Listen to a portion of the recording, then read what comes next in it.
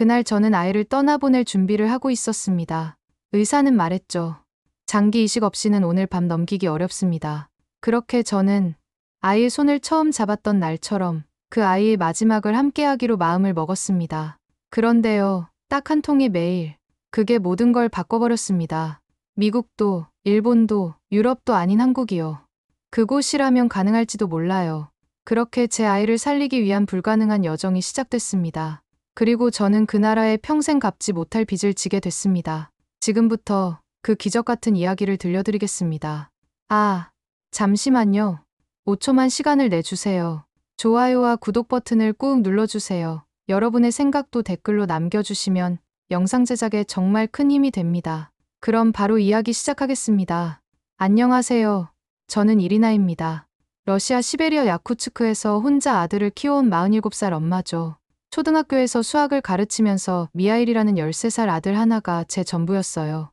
혼자서 아이를 키운다는 게 쉽지 않았지만 미하일이 있어서 행복했습니다. 그날도 평범한 겨울이었어요. 영하 30도가 넘는 혹독한 추위였지만 아이들은 학교 체육대회를 했습니다. 시베리아 아이들은 이런 추위에 익숙했거든요. 미하일은 운동을 좋아하는 성격이라 달리기에 나갔죠. 제가 교무실에서 시험지를 채점하고 있는데 갑자기 운동장에서 아이들 비명소리가 들렸어요. 뛰어나가 보니 미하일이 트랙 위에 쓰러져 있었습니다. 얼굴이 파랗게 질려서 숨을 제대로 쉬지 못하고 있었어요. 미하일아, 미하일아. 불러도 대답이 없었죠. 아이 손을 잡아보니 차갑기가 얼음덩어리 같았습니다. 주변 선생님들이 모여들었지만 어쩔 줄 몰라 했어요. 구급차가 와서 시베리아 최대 국립병원으로 급히 실려갔습니다. 응급실까지 가는 길에 미하일이 깨어났다가 또 의식을 잃기를 반복했어요. 엄마, 하고 약하게 부르는 소리가 들렸을 때 정말 다행이라고 생각했죠. 하지만 그게 시작일 줄은 몰랐습니다. 응급실에서 의사들이 여러 검사를 했지만 표정이 점점 어두워지기만 했어요.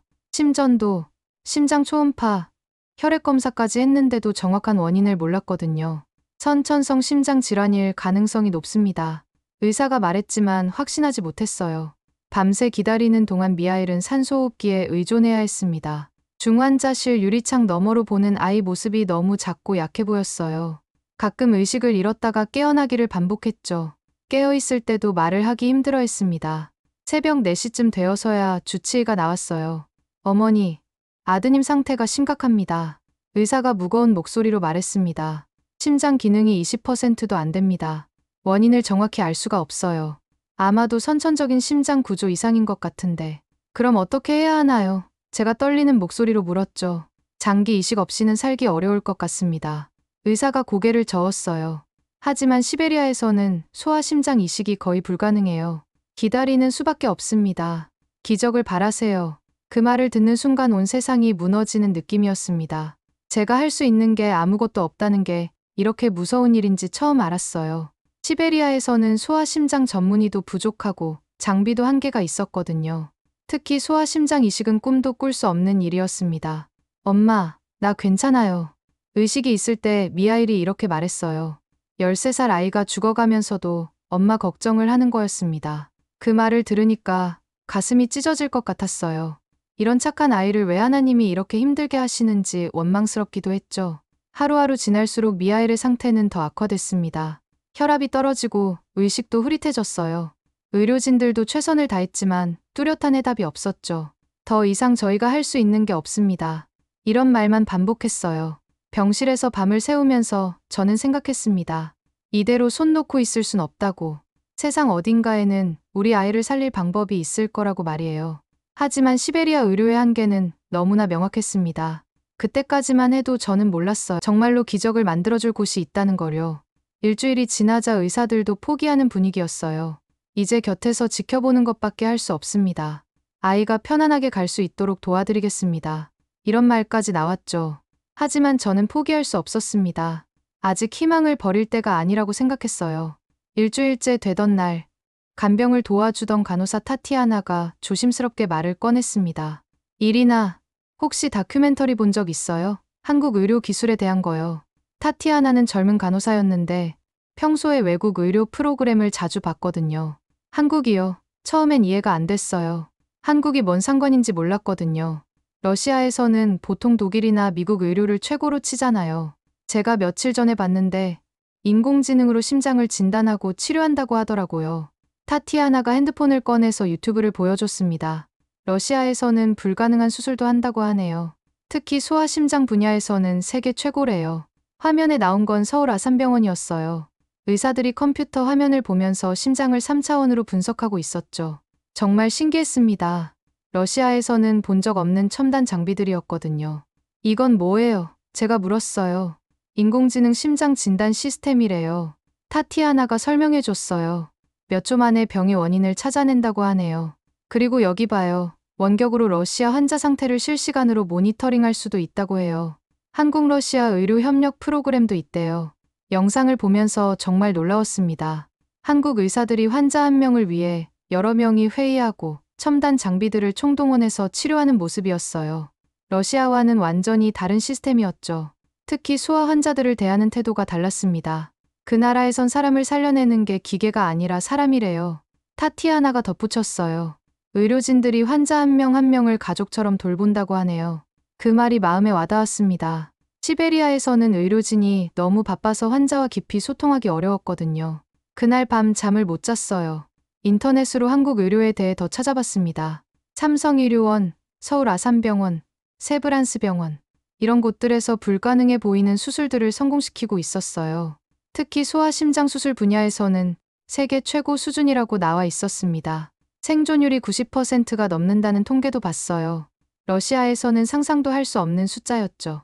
시베리아에서는 소아심장 수술 성공률이 30%도 안 됐거든요. 장비와 전문의 부족 때문이었어요. 화상 응급 소통 플랫폼이라는 것도 있었어요. 멀리 떨어진 환자도 실시간으로 진료받을 수 있다는 거였습니다. 정말 진보된 시스템이었어요. 한국 의료진이 러시아 환자를 직접 상담해주는 사례도 많다고 했습니다. 미아이라, 엄마가 방법을 찾을게. 중환자실 유리창 너머로 아이에게 말했습니다. 미하일은 여전히 의식이 오락가락했지만 제 목소리는 들을 수 있을 거라고 믿었어요. 엄마의 마음이 통할 거라고 생각했죠. 다음 날부터 저는 한국행을 진지하게 고민하기 시작했습니다. 하지만 현실적인 문제가 너무 많았어요. 돈도 문제고 미하일의 상태로 비행기를 탈 수 있을지도 의문이었죠. 무엇보다 언어 문제가 큰 걸림돌이었습니다. 이리나, 정말 한국에 가려고 하는 거예요? 타티아나가 걱정스럽게 물었습니다. 너무 위험하지 않을까요? 그리고 비용도 엄청날 텐데. 위험하지 않은 게 어디 있어요? 제가 대답했죠. 여기 있어도 우리 아이는 죽어가고 있잖아요. 그럼 가능성이라도 있는 곳으로 가야죠. 제 목소리에는 확신이 담겨 있었어요. 그날 밤 기도했습니다. 하나님, 이 아이를 살릴 방법을 보여주세요. 제가 할 수 있는 모든 걸 다 하겠습니다. 간절히 기도했어요. 그리고 결심했습니다. 러시아 국경을 넘는 게 아니라 불가능을 넘겠다고. 우리 아이의 생명을 포기할 순 없으니까요. 한국이라는 희망의 빛을 향해 가겠다고 마음먹었습니다. 한국행을 결심하고 나서 가장 먼저 부딪힌 건 의사들의 반대였습니다. 이송은 자살행위입니다. 주치의가 단호하게 말했어요. 아이 상태로는 비행기 안에서 심정지가 올 수 있어요. 고도 변화와 기압 차이를 견딜 수 없을 겁니다. 그럼 여기서 기다리면 살 수 있나요? 제가 되물었죠. 의사 선생님도 희망이 없다고 하셨잖아요. 며칠 더 못 버틸 거라고 하셨으면서요. 의사는 할 말이 없었습니다. 사실이었으니까요. 미하일의 심장 기능은 계속 떨어지고 있었고 러시아에서는 더 이상 해줄 수 있는 치료가 없었거든요. 소아심장 이식은 꿈도 꿀 수 없는 상황이었어요. 그 다음은 돈 문제였어요. 한국 의료비와 항공료를 합치면 제 연봉이 몇 배가 나왔습니다. 특히 의료진 동반 이송 비용까지 포함하면 천문학적인 숫자였죠. 저는 모든 걸 정리하기 시작했어요. 보험을 해지하고 집을 저당 잡혔습니다. 교회에 냈던 헌금도 급한 일이라고 설명하고 돌려받았어요. 이리나, 정말 괜찮겠어요. 교회 목사님이 걱정해 주셨어요. 그 먼 나라에서 혼자 어떡해요? 언어도 통하지 않을 텐데. 목사님, 하나님이 저희를 그곳으로 보내시는 것 같아요. 제가 답했죠. 기적은 기다리는 게 아니라 찾으러 가는 거 아닐까요? 하나님이 한국이라는 길을 보여주신 것 같아요. 가장 큰 문제는 한국 병원과의 연락이었습니다. 러시아에서 개인이 한국 대형 병원에 직접 연락하기가 쉽지 않았거든요. 언어도 문제고 절차도 복잡했어요. 게다가 응급 상황이라는 걸 어떻게 전달해야 할지도 막막했습니다. 그때 타티아나가 큰 도움을 줬습니다. 제가 아는 간호사가 있어요. 한국에서 유학했던 사람이에요. 그 간호사 이름은 옐레나였어요. 서울에서 2년 동안 간호학을 공부했다고 했죠. 한국어도 어느 정도 할 수 있었고요. 옐레나가 서울 아산병원 응급전문팀에 메일을 보내줬습니다.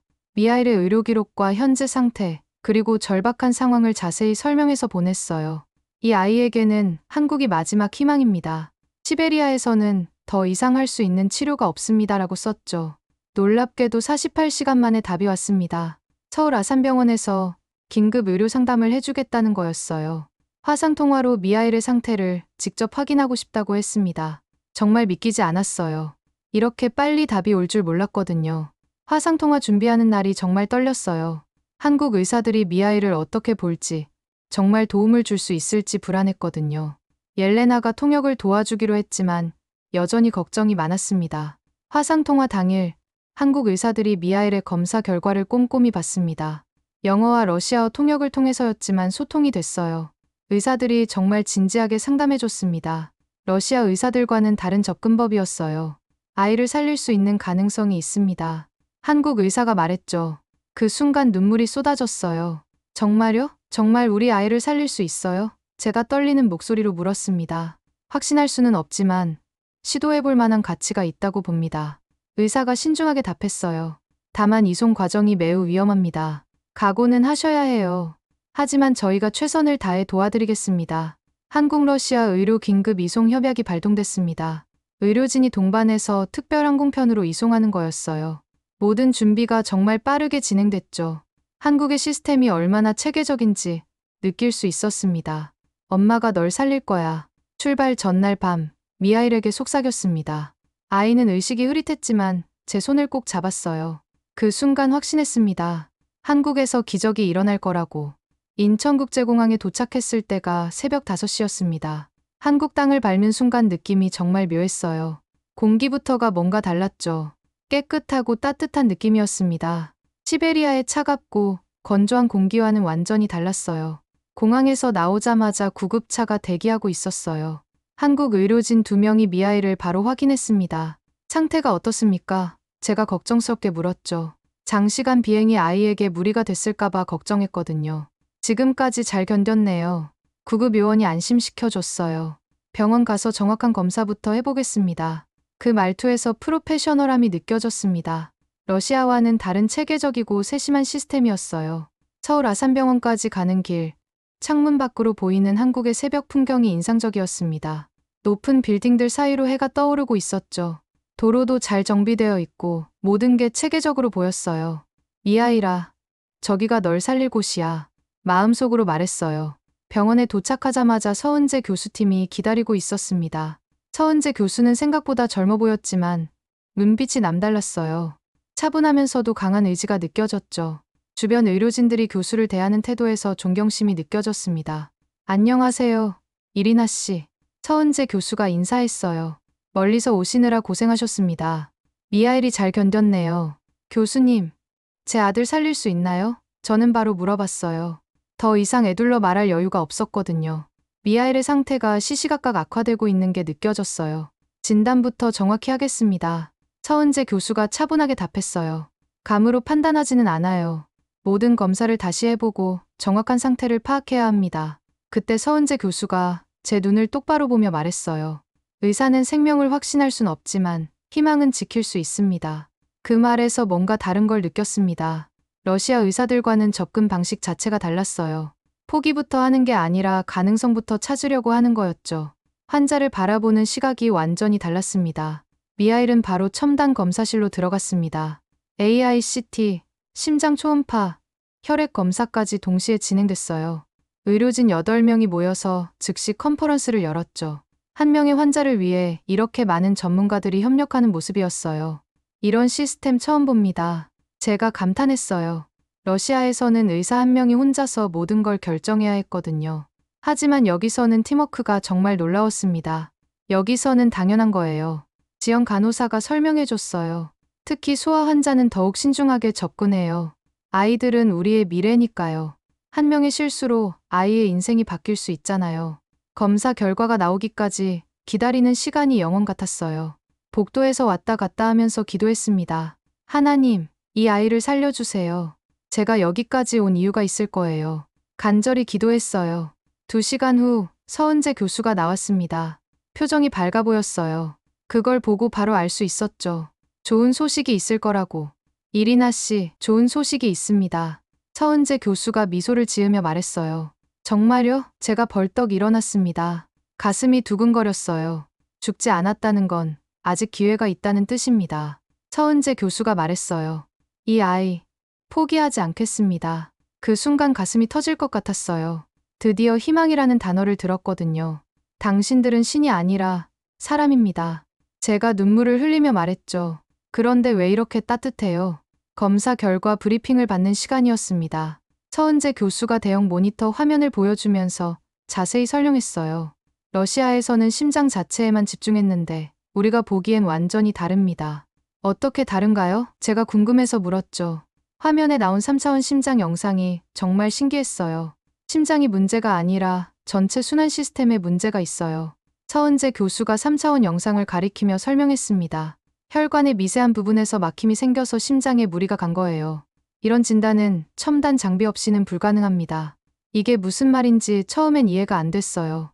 러시아에서는 심장 이식만이 유일한 방법이라고 했는데 완전히 다른 진단이었거든요. 그럼 러시아 의사들이 잘못 본 건가요? 제가 물었어요. 잘못 본 게 아니라 볼 수 있는 한계가 있었던 거예요. 서은재 교수가 이해시켜줬어요. 이런 미세혈관 문제는 최신 AI 진단 시스템이 없으면 찾기 어려워요. 그럼 심장 이식을 안 해도 되는 건가요? 제가 반신반의하며 물었습니다. 너무 좋은 소식이라 믿기지 않았어요. 네, 맞습니다. 서은재 교수가 확신에 찬 목소리로 답했어요. 장기 이식이 아니라 혈관 미세 수술이 필요합니다. 막힌 부분을 뚫고 새로운 혈관 통로를 만들어주는 거죠. 우리가 말하는 건 혈관 우회술입니다. 그런 수술이 정말 가능해요? 저는 믿기지 않았어요. 러시아에서는 들어본 적도 없는 수술이었거든요. 위험하지 않나요? 세계에서 3개국 정도에서만 가능한 고난도 수술입니다. 서은재 교수가 진지하게 말했어요. 미국, 독일, 그리고 한국이죠. 하지만 한국이 유일하게 성공률이 90% 이상인 나라입니다. 특히 소아 환자의 경우 더욱 높은 성공률을 보이고 있어요. 그 말을 듣는 순간 소름이 돋았습니다. 정말로 한국이 미아이를 살릴 수 있는 유일한 곳이었던 거예요. 우연이 아니라 필연이었던 셈이죠. 하나님이 정말로 저희를 이곳으로 이끄신 것 같았어요. 수술 시간은 어느 정도 걸리나요? 제가 떨리는 목소리로 물었습니다. 8시간 정도 예상됩니다. 서은재 교수가 답했어요. 쉽지 않은 수술이에요. 혈관이 너무 가늘고 복잡하게 얽혀 있거든요. 게다가 13살 아이의 혈관은 성인보다 훨씬 섬세해서 더욱 신중해야 합니다. 그때 서은재 교수 눈빛이 달라졌어요. 의사로서의 강한 의지가 느껴졌죠. 하지만 이 아이를 살릴 수 있습니다. 단, 한 명의 의지로는 안 됩니다. 전체 팀이 하나가 되어야 해요. 저도 뭔가 할 수 있는 게 있나요? 제가 간절히 물었죠. 뭔가라도 도움이 되고 싶었어요. 8시간 동안 기다릴 준비를 하세요. 서은재 교수가 부드럽게 말했어요. 그 시간이 가장 길고 어려울 거예요. 하지만 이리나 씨의 믿음이 필요해요. 엄마의 사랑과 믿음이 아이에게 전해질 거예요. 다른 의료진들도 하나씩 인사를 했어요. 마취과 교수, 심장외과, 전문의, 소아과 교수까지. 미하일이 우리 모두의 아들이라고 생각하고 최선을 다하겠습니다. 한 의사가 말했죠. 수술 전날 밤, 저는 미하일과 마지막 대화를 나눴습니다. 엄마, 무서워요. 아이가 솔직하게 말했어요. 어린 나이에 수술의 위험성을 어느 정도 이해하고 있었던 거죠. 괜찮아. 미하일아. 제가 아이 손을 꼭 잡으며 말했죠. 여기 의사 선생님들이 정말 훌륭해. 러시아와는 달라. 너를 꼭 살려낼 거야. 엄마도 괜찮죠? 미하일이 걱정스럽게 물었어요. 자기가 아픈데도 엄마 걱정을 하는 거였죠. 이런 착한 아이를 하나님이 버리실 리 없다고 생각했어요.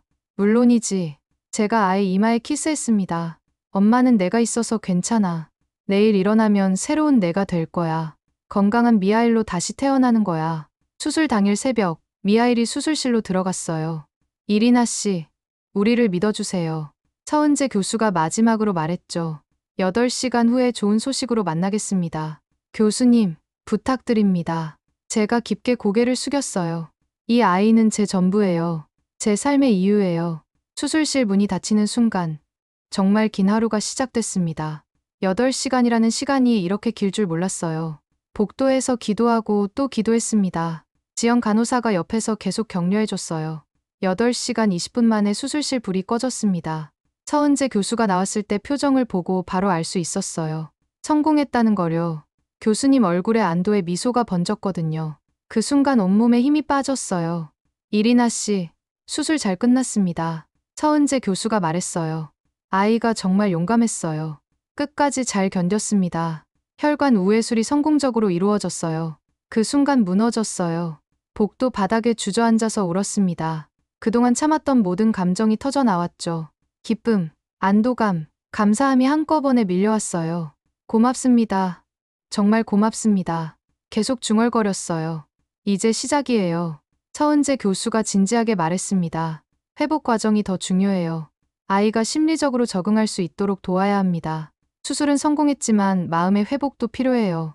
미하일이 의식을 찾은 건 수술 이틀 후였어요. 눈을 뜨자마자 제 얼굴을 찾았죠. 엄마, 약한 목소리로 불렀습니다. 그 순간 정말 눈물이 났어요. 여기 있어. 미하일아. 제가 아이 손을 잡았어요.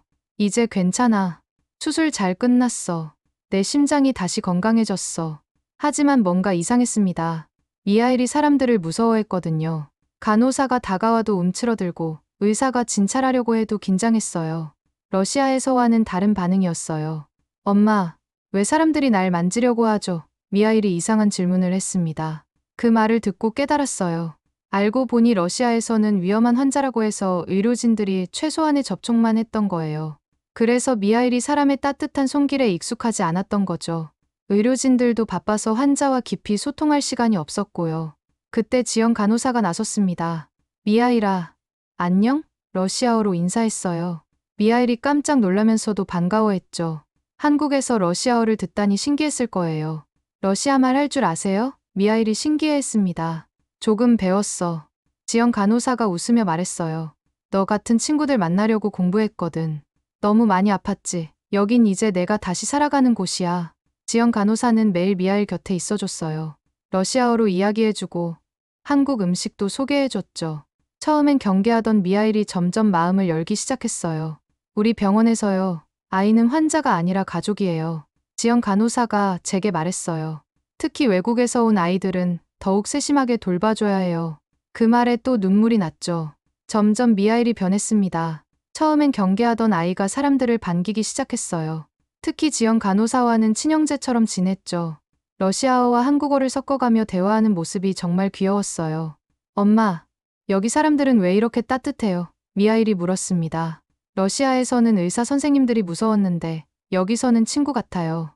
그게 한국 사람들이야. 제가 답했죠.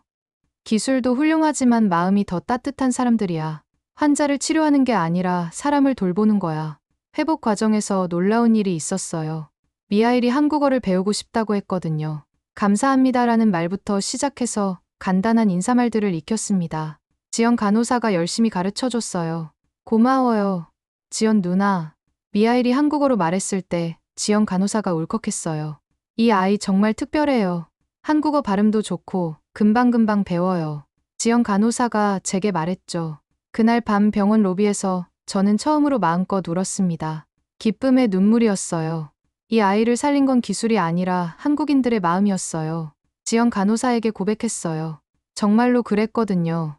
한 달 후 미하일이 걸을 수 있게 됐습니다. 처음엔 휠체어였는데 점점 혼자 일어서더니 병실 안을 걸어 다녔어요. 정말 기적 같은 일이었죠. 러시아에서는 상상도 할 수 없었던 회복 속도였어요. 엄마, 난 왜 한국 사람처럼 말하고 싶지? 미하일이 물었어요.